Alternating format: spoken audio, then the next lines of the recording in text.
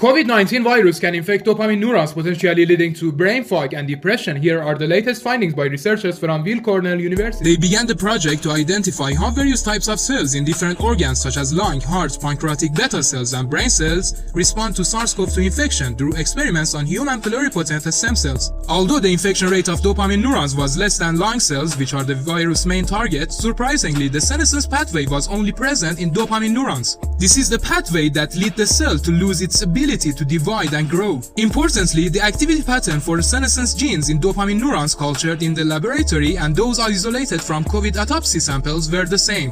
Normally, these neurons produce dopamine, a neurotransmitter that regulates pleasure, motivation, memory, sleep, and movement. So you can imagine that even a small number of infected cells can have a widespread disruption. Interestingly, not all neuronal cell types were vulnerable to viral infection. For example, cortical neurons were not permissive to this virus infection. They also identified 3 drugs that block SARS-CoV-2 infection, so preventing the dopamine cells from senescence. Riluzole, which is used in treatment of ALS disease, metformin, which treats diabetes, and imatinib, which is used in cancer. Let's remember that Parkinson's disease is characterized by dopamine neuron senescence. Hence, researchers recommended monitoring long-term COVID patients for Parkinson's symptoms. Although these symptoms are generally not recorded in population studies, so it seems that there is no end to the complications of this virus, also no end to the endeavors of researchers to defeat them. Stay safe.